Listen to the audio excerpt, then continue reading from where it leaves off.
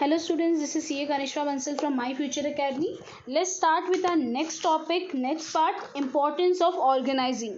Organizing के क्या क्या इंपॉर्टेंस है उससे पहले एक बार याद कर लेते हैं. अपन ने प्रीवियस लेक्चर में क्या पढ़ा था, स्टेप्स पढ़े थे. स्टेप्स में सबसे पहले क्या था, वर्क को आइडेंटिफाई करना. सेकंड क्या था, उनको एक ग्रुप में डालना मतलब डिपार्टमेंटलाइज करना. उसके बाद लोगों को रिस्पॉन्सिबिलिटीज ड्यूटीज असाइन करना, तो असाइनमेंट ऑफ ड्यूटीज. उसके बाद लास्ट क्या था, रिपोर्टिंग रिलेशनशिप एस्टैब्लिश करना कि कौन किसको रिपोर्ट करेगा, कौन किससे काम लेगा. तो वर्क सबसे पहला था डिवीजन ऑफ वर्क, सेकंड था डिपार्टमेंटलाइजेशन, थर्ड था असाइनमेंट ऑफ ड्यूटी और फोर्थ था एस्टैब्लिशिंग रिपोर्टिंग रिलेशनशिप. अब आते हैं इंपॉर्टेंस ऑफ ऑर्गेनाइजिंग.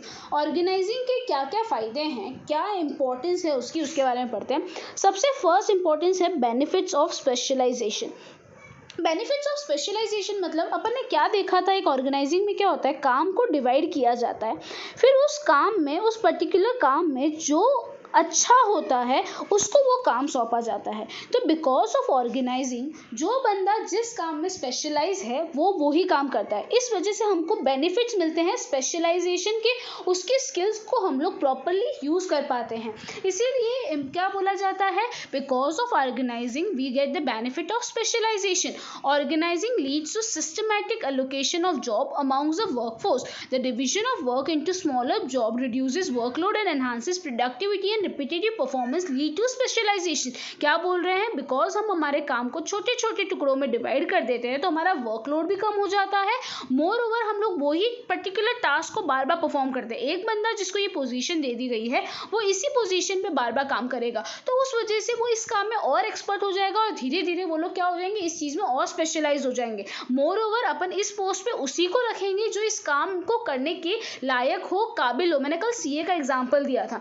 अगर तुम लोग सीए को अकाउंटेंसी फील्ड में डालोगे तो वो ऑब्वियस ही बात है उसको और स्पेशलाइज वे में कर पाएगा. तो बिकॉज ऑफ ऑर्गेनाइजिंग हमको क्या मिलता है, स्पेशलाइजेशन के बेनिफिट्स मिलते हैं. Second, clarity in working relationship.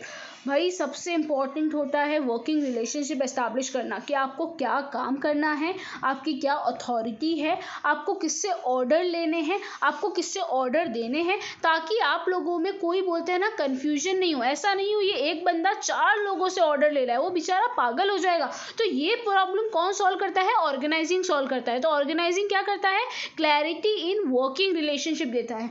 Organising help in defining all the jobs and also clarifying the limits of authority and responsibility. वो सारे जॉब को क्लैरिफाई करता है कि किसका क्या काम है और बताता है किसकी क्या अथॉरिटी है और किसकी क्या रिस्पॉन्सिबिलिटी है. अगर अपन को अपनी अथॉरिटी और रिस्पॉन्सिबिलिटी अच्छे से पता है तो अपन को ये भी पता होगा कि अपन को किसको रिपोर्ट करना है, अपन को किससे ऑर्डर्स लेने हैं और क्या अपन को किस तरह से काम करना है. इस वजह से अपन लोगों का क्या होता है, क्लैरिटी रहती है अपने वर्किंग रिलेशनशिप में.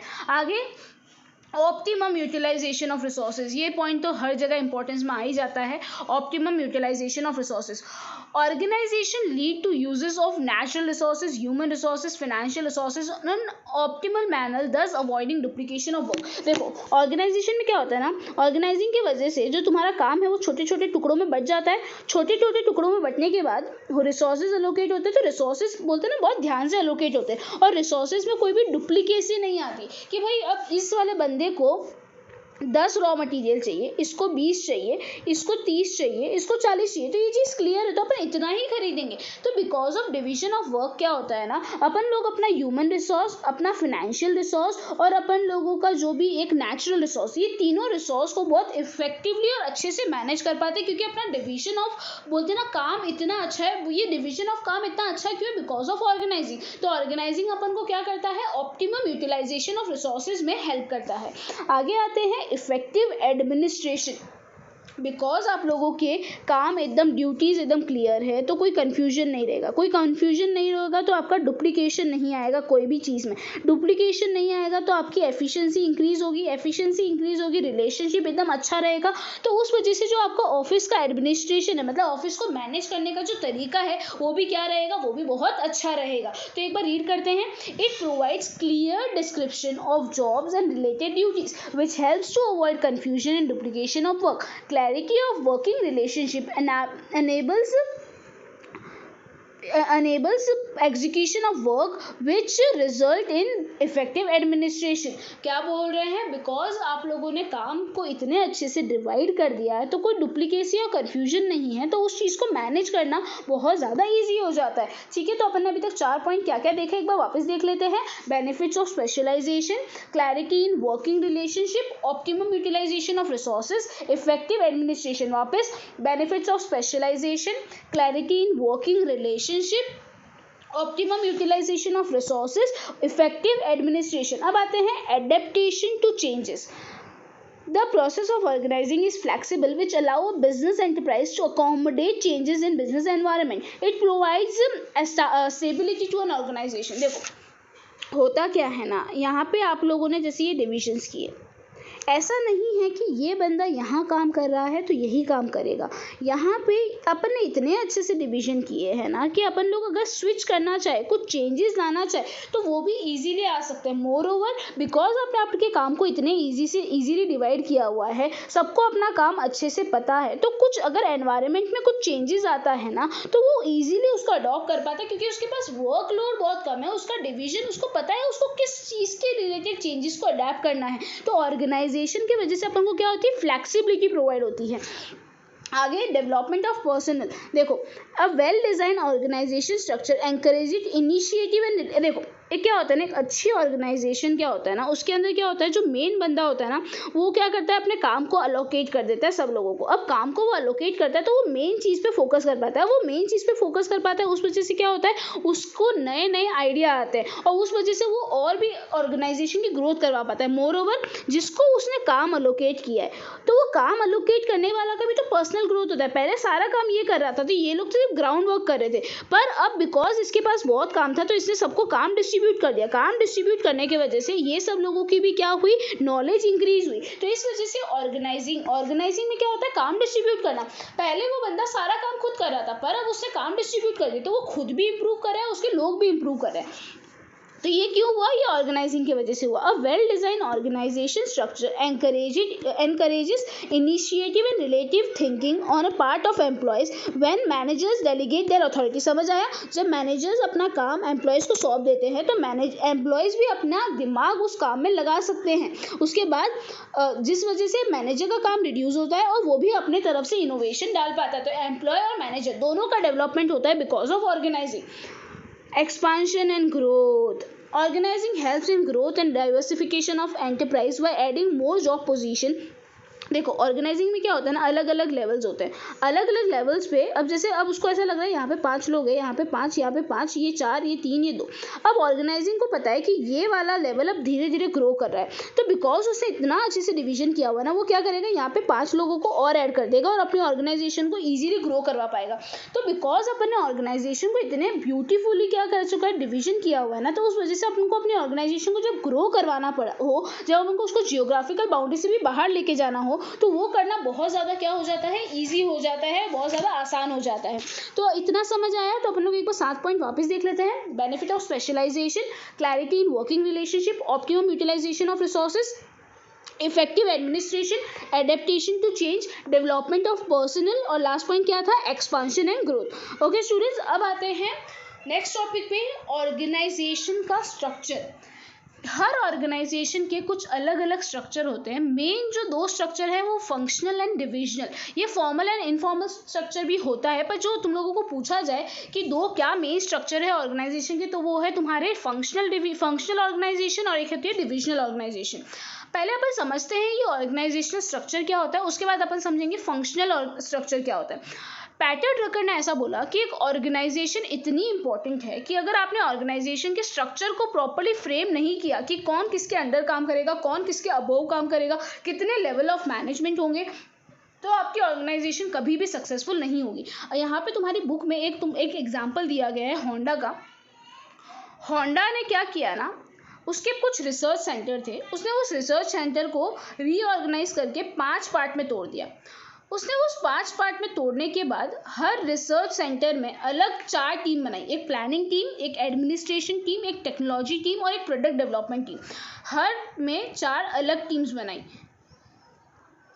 इस तरह से उसने क्या किया, अपने ऑर्गेनाइजेशन को ग्रो करवाया, इस तरह से उसने अपनी ऑर्गेनाइजेशन को क्या किया, एक्सपेंड किया।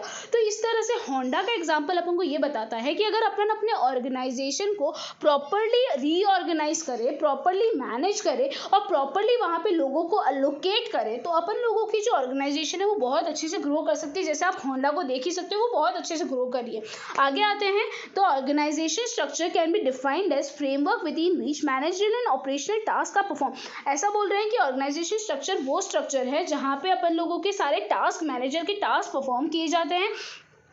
It specify the relationship between people. ये अपन को क्या बताता है कि एक इंसान का उसके जॉब से क्या रिलेशन है, एक इंसान का रिसोर्सेज से क्या रिलेशन है और एक इंसान का उसकी ऑर्गेनाइजेशन से क्या रिलेशन है। ये सब हमको कौन बताता है, ऑर्गेनाइजिंग बताता है। Under the organisational structure various posts are created to perform different activities for the attainment of predetermined objectives. ठीक है, ऑर्गेनाइजेशनल स्ट्रक्चर में क्या होता है, अलग अलग लेवल्स बनाए जाते हैं, L1 manager, L2 manager, L3 manager, मतलब अलग अलग पोस्ट बनाई जाती है जिसपे अलग अलग लोग काम करते हैं और वहां से क्या होता है, अपने ऑब्जेक्टिव्स अचीव हो पाते हैं। एक मैनेजमेंट कितने लंबे टाइम तक चलेगा वो ऑर्गेनाइजिंग पे डिपेंड करता है। Span of management always depend upon effective organising. अगर आपकी ऑर्गेनाइजिंग इफेक्टिव है तो आपका जो मैनेजमेंट है वो भी बहुत टाइम, लंबे टाइम तक टिका रहेगा। अगर आपकी ऑर्गेनाइजिंग स्ट्रॉन्ग नहीं है तो आपका मैनेजमेंट कंटिन्यूसली चेंज होता रहेगा। अगर मैनेजमेंट कंटिन्यूसली चेंज होता रहेगा तो उस वजह से आपकी ऑर्गेनाइजेशन को भी बहुत ज़्यादा लॉसेस हो सकते हैं। इसीलिए अगर आपका ऑर्गेनाइजिंग स्ट्रॉन्ग है तो आपका मैनेजमेंट भी कंटिन्यू रहेगा और आपकी ऑर्गेनाइजेशन भी क्या करेगी, ग्रो करेगी। अब आते हैं फाइनली फंक्शनल स्ट्रक्चर पे। फंक्शनल स्ट्रक्चर मतलब क्या, जब अपन अपने ऑर्गेनाइजेशन को अलग अलग फंक्शन के बेसिस पे डिवाइड कर देते हैं तो उसको हम बोलते हैं functional structure. Functional structure group are created on the basis of functions to be perform. देखो, सबसे ऊपर आता है मैनेजिंग डायरेक्टर। मैनेजिंग डायरेक्टिंग के अंदर इन लोगों ने 4 ग्रुप बना दिए। एक है HR ग्रुप जो ह्यूमन रिसोर्स को हैंडल करेगा, एक है मार्केटिंग ग्रुप, एक है R&D ग्रुप, एक है परचेजिंग ग्रुप। यहाँ पे देखो क्या हुआ, यहाँ पे काम फंक्शन के बेसिस पे आपने क्या कर दिया, डिपार्टमेंट्स को अलग अलग कर दिया, उनके हेड्स बना दिए और उसके अंदर अलग अलग डिपार्टमेंटल पोजीशन डिसाइड कर दी। जब भी आप अपने ऑर्गेनाइजेशन के स्ट्रक्चर को फंक्शन के बेसिस पे डिवाइड करते हैं तो उसको फंक्शनल स्ट्रक्चर बोला जाता है। फंक्शनल स्ट्रक्चर्स के क्या क्या एडवांटेजेस है उसके बारे में पढ़ते हैं। फंक्शनल स्ट्रक्चर की वजह से स्पेशलाइजेशन आती है। ऑब्वियसली बात है, जो HR बंदा होगा वो HR में काम करेगा तो उस वजह से उसको स्पेसिफिक फंक्शन को किस तरह से परफॉर्म करना है वो अच्छे से आता होगा। तो इस वजह से फंक्शनल स्ट्रक्चर की वजह से क्या मिलती है, स्पेशलाइजेशन आती है। Promote efficiency in the utilisation of man power. आप अपने मैन पावर को अच्छे से और प्रॉपरली यूज़ कर पाते हैं। अगर आपको पता हो कि कौन सा बंदा को क्या काम करना है तो आपका मैन पावर भी अच्छे से काम करेगा। मतलब मैं समझाती हूँ, ऑर्गेनाइजिंग में क्या होता है, एक बंदे को बताया जाता है कि तेरे को ये काम करना है। अब अगर एक बंदे को बहुत क्लियरली पता है कि उसको क्या काम करना है तो वो ऑब्वियसली बात है बहुत ज़्यादा इफेक्टिवली काम करेगा। इसीलिए ऑर्गेनाइजिंग क्या करता है, प्रमोट करता है एफिशिएंसी किसकी, अपने मैन पावर की यूटिलाइजेशन में। मतलब मैन पावर किस तरह से काम कर रहा है उसकी एफिशिएंसी को इंक्रीज करता है। आगे promote control and coordination with in department. अगर आपके जो डिवीजन है वो बहुत ज़्यादा क्लियर है तो आप डिपार्टमेंट के अंदर प्रॉपरली कंट्रोल कर पाओगे। आपको पता होगा कि आपको किसको ऑर्डर देना है, किससे ऑर्डर लेना है, तो उस वजह से कंट्रोल और बहुत ज़्यादा कोऑर्डिनेटेड रहेगा डिपार्टमेंट। तो 3 पॉइंट क्या हो गया, फर्स्ट हो गया स्पेशलाइजेशन, सेकंड हो गया एफिशिएंसी इंक्रीज, थर्ड हो गया control and coordination, fourth it helps in increasing managers and operational efficiency because of the proper division। आपकी मैनेजरियल स्किल्स भी बहुत ज़्यादा इंप्रूव होती है। आपको पता होता है कि आपको किस तरह से लोगों को हैंडल करना है। कम ही लोग होते हैं तो आपको हैंडल करना भी ईजी हो जाता है और प्लस आप लोगों को किस तरह से ऑपरेट करना है, आपको उस पर्टिकुलर डिपार्टमेंट में ही काम करना है। तो ये क्या करता है, आपके मैनेजरियल और ऑपरेशनल एफिशिएंसी को इंक्रीज करता है। Because clearly division of work है तो कोई भी काम डुप्लीकेट से नहीं होता है। मतलब जो एक बंदा जो काम कर रहा है दूसरा बंदा सेम वो काम नहीं कर रहा है, बिकॉज आपका ऑर्गेनाइजिंग स्ट्रक्चर इतना प्रॉपरली डिजाइंड है। तो इसको बोलते हैं because of organising duplication of work हट जाता है। ये अपन किसका पढ़ रहे हैं, ये अपन फंक्शनल ऑर्गेनाइजिंग का बेनिफिट्स पढ़ रहे हैं। ठीक है, it helps in training employees easily. अब यह मुझे पता है HR वाले को मैं मार्केटिंग वाली ट्रेनिंग तो दूंगी नहीं, बिकॉज मैंने इतने अच्छे से फंक्शन के बेसिस पे मेरे डिपार्टमेंट को डिवाइड कर दिया है। तो मैं HR वाले को HR रिलेटेड ट्रेनिंग दूंगी, मार्केटिंग वाले को marketing related, research and development को research and development related, purchasing वाले को परचेजिंग रिलेटेड। तो बिकॉज ऑफ फाइनेंशियल ऑर्गेनाइजिंग ना तुम लोगों को ट्रेनिंग देना बहुत ज़्यादा क्या हो जाता है, ईजी हो जाता है। तो ट्रेनिंग बहुत ज़्यादा ईजी हो जाती है। It ensures that different functions get due attention। ये ध्यान रखता है कि ऑर्गेनाइजेशन में जो अलग अलग फंक्शन है उसको एक प्रॉपर अटेंशन मिले। इस वजह से वो ऑर्गेनाइजेशन के सारे डिपार्टमेंट को क्या करता है, अलग अलग टुकड़ों में बांट देता है। तो इस वजह से हर HR का फंक्शन हो गया, मार्केटिंग का फंक्शन हो गया, R&D का फंक्शन हो गया, परचेसिंग का फंक्शन हो गया, हर डिपार्टमेंट को क्या मिलता है, इक्वल फोकस मिलता है। तो ये क्या देता है, और ड्यू अटेंशन मिले ऑर्गेनाइजेशन के हर डिपार्टमेंट को, उसका ध्यान रखता है। तो क्या क्या बेनिफिट्स हो गए एक बार वापस तुम लोग रीड कर लेना। अब आते हैं डिसएडवांटेजेस पे, या तुम लोग खुद सोचो डिसएडवांटेजेस क्या क्या हो सकते हैं। अगर आपने आपके काम को इतना डिपार्टमेंट के बेसिस पे बोलते हैं क्या डिवाइड कर दिया है, तो सबसे पहली चीज़ क्या होगी, लैक ऑफ कोऑर्डिनेशन। तुम्हारे डिपार्टमेंट के अंदर तो कोऑर्डिनेशन रहेगा, पर HR और ये लोग होते हैं दूसरे लोग, उनके बीच में कोऑर्डिनेशन नहीं रहेगा। मैं तुम लोगों को मेरा ही एक्सपीरियंस बताती हूँ भाई। मैं थी कौन से डिपार्टमेंट में, मैं थी DCM में, ठीक है। मेरा और जो मेरी HR टीम का बहुत ज़्यादा दिक्कत होता था, क्योंकि वो लोग मेरे साथ कोऑर्डिनेट नहीं करते थे, या फिर कभी कभी मैं भी उनके साथ कोऑर्डिनेट नहीं करती थी। तो इस वजह से हमेशा देखना HR वालों का अंदर अंदर बहुत अच्छा कोऑर्डिनेशन होता है, पर HR वालों का DCM मतलब दूसरे डिपार्टमेंट वालों के साथ कभी भी कोऑर्डिनेशन नहीं रहता है। तो क्या होता है ना, बिकॉज आपने अपने फंक्शन को अलग अलग डिपार्टमेंट में तोड़ दिया है, तो वो डिपार्टमेंट के अंदर अंदर अच्छा कोऑर्डिनेशन रहेगा, बट एक डिपार्टमेंट का दूसरे डिपार्टमेंट के साथ बिल्कुल भी कोऑर्डिनेशन नहीं रहेगा। More over conflict of interest रहेगा। मतलब मैं HR को बोलूँगी मुझे 2 दिन की छुट्टी दो, HR बोलेगा नहीं, HR अपना सोच रहा है, मैं अपना सोच रही हूँ। तो कॉन्फ्लिक्ट ऑफ इंटरेस्ट मतलब जब मैं मेरा सोच रही हूँ, वो अपना सोच रहा है, तो इसको बोलते हैं कॉन्फ्लिक्ट ऑफ इंटरेस्ट। तो सेकंड चीज़ क्या होगी, कॉन्फ्लिक्ट ऑफ इंटरेस्ट आएगा because of distribution, inflexibility due to narrow perspective of employee. कभी कभी जो एम्प्लॉयज़ होते हैं ना, वो लोग बहुत ज़्यादा नैरो हो जाते हैं। मतलब वो लोग बोलते हैं कि भाई मुझे इस डिपार्टमेंट में डाल दिया ना, अब मैं दूसरे डिपार्टमेंट में नहीं जाऊँगा। जैसे हमारे टाइम ही हुआ था, हम लोगों का ये जब DCM बंद होने वाला था, तो बहुत सारे लोगों को दूसरे डिपार्टमेंट में डाला गया। तो बहुत सारे लोगों ने बोला हम तो दूसरी जगह काम नहीं करेंगे, हम कंपनी छोड़ देंगे, पर हम दूसरी जगह काम नहीं करेंगे। तो ये क्या हुआ, बिकॉज आपने फंक्शन इस तरह से डिवाइड कर दिया है, आपके एम्प्लॉय इतने फ्लेक्सिबल हो जाते हैं, इतने इनफ्लेक्सिबल हो जाते हैं कि वो दूसरे डिपार्टमेंट में शिफ्ट ही नहीं होना चाहते। तो ये क्या होता है, जो ये फंक्शनल ऑर्गेनाइजिंग है वो क्या प्रोवाइड करता है, इनफ्लेक्सिबिलिटी प्रोवाइड करता है, क्योंकि एम्प्लॉय का जो पर्सपेक्टिव हो जाता है बहुत नैरो हो जाता है। उसके दिमाग में बैठ जाता है कि भाई मैं तो सिर्फ इसी फील्ड में काम करूंगा, अब मैं दूसरी फील्ड में काम नहीं कर सकता। अब आता है सूटेबिलिटी, कि ये जो टाइप ऑफ स्ट्रक्चर है वो कहाँ सूटेबल है। जब आप एक ही तरह का काम कर रहे हैं, आपका एक ही तरह का बिजनेस है, आपका ज़्यादा डिफरेंट लाइन में बिजनेस नहीं है, आप एक ही प्रोडक्ट में काम कर रहे हैं और उसको आप बहुत वास्ट स्केल पे काम कर रहे हैं, तब आपको ये काम आता है। पर अगर आप मल्टीपल प्रोडक्ट में काम कर रहे हैं, तो आप लोगों का ये जो डिवीजन, फंक्शन के बेसिस पे डिवीजन है, वो काम नहीं आएगा। दूसरा, organisation which requires high degree of functional specialisation. Moreover ऐसी ऑर्गेनाइजेशन जिसको पर्टिकुलर फंक्शंस में स्पेशलाइजेशन की बहुत ज़्यादा ज़रूरत है। मतलब उनको ऐसा होता है कि हमको ये फंक्शन इसको एकदम अच्छे से करना है, एकदम स्पेशलाइज वे में करना है। तो इसको ऐसी ऑर्गेनाइजेशन में तुमको फंक्शनल स्ट्रक्चर चाहिएगा। एक पॉइंट आई गेस रह गया था डिसएडवांटेज में, हाँ ये वाला फंक्शनल स्ट्रक्चर जो होता है ना, उसमें क्या हो जाता है ना, डिपार्टमेंटल जो हेड होते हैं ना, ये जो 4 डिपार्टमेंट अपन ने देखे, वो लोग अपने ऑब्जेक्टिव्स को कंपनी के ऑब्जेक्टिव से बड़ा मानने लगते हैं, क्योंकि आपने आपके ऑर्गेनाइजेशन को अलग अलग डिपार्टमेंट में तोड़ दिया है। तो हर डिपार्टमेंटल मैनेजर ये सोचता है दूसरे डिपार्टमेंट का प्रॉफिट हो कि नहीं हो, मेरा तो प्रॉफिट होना चाहिए। ऑर्गेनाइजेशन लॉस में जा रही है तो जाए, पर मेरा डिपार्टमेंट प्रॉफिट में जाना चाहिए। तो because of this functional structure ना, ये जो डिपार्टमेंटल हेड होते हैं ना, वो अपने पर्सनल डिपार्टमेंट के बेनिफिट को ऑर्गेनाइजेशन के बेनिफिट से ऊपर रखने लग जाते हैं। तो ये भी तुम लोगों का एक डिसएडवांटेज है।